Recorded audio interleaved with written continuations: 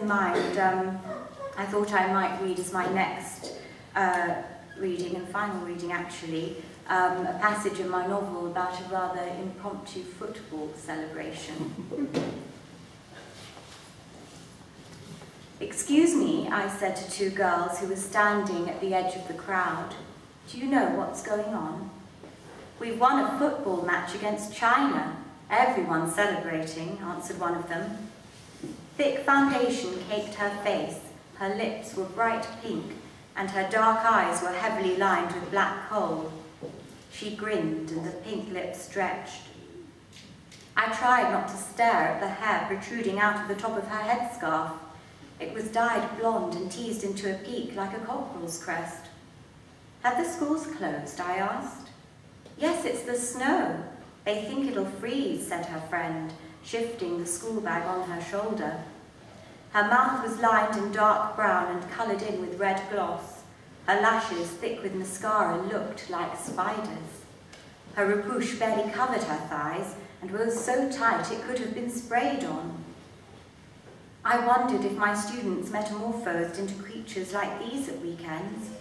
They looked more like strange exotic birds than young girls. One of the boys from the group by the wall swaggered over. "Hey, beautiful, can I get your number?" he said. The girls giggled and whispered and stole glances at the boy. The boy's friends heckled and whistled.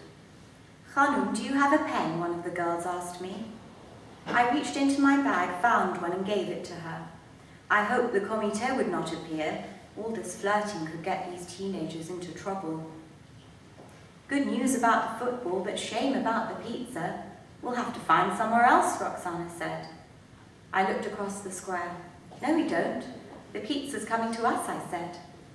Slices of pizza wrapped in napkins were being passed through the jubilant crowd. The pizzeria was giving it away. A young man handed 3 slices to us. "Befremding," he smiled.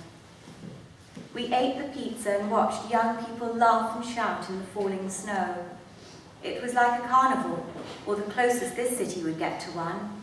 That in Chahar-Shambeh-Suri, the Zoroastrian festival of fire that the mullahs had tried and failed to ban.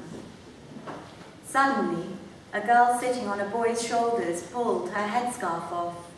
Her hair was long, lustrous, and black like deepest night. She began to sing an old Iranian love song.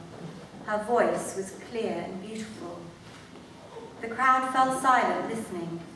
The girl swayed and waved her scarf, and snow sparkled in her hair like tiny diamonds. Then someone was singing with her. Another voice joined them, and then another, until everyone was singing. More girls pulled off their headscarves and climbed onto boys' shoulders. The square swelled with young voices. A sea of black-haired girls swayed and waved their scarves. My eyes were stinging and my throat ached with tears. The song was by Gugush, Iran's most celebrated diva, now in exile. Gugush sang in the Shah's time before the revolution. Most of us, the young people of Iran, were children then, or not even born, but we all knew and loved her songs. Look, Sarah was pointing to the corner of the square. The comité were making their way into the Maidan, parting the crowd with their guns.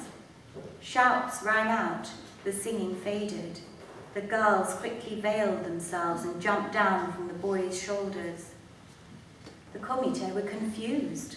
They couldn't tell which girls had misbehaved now they all looked alike in their headscarves. They tried to question the crowd, but the people just shrugged and turned away. I wondered if the comité would arrest anyone. There were plenty of delinquents to choose from, what with all the makeup and bad hijab. But no, they were leaving now. Perhaps they were too cold to care.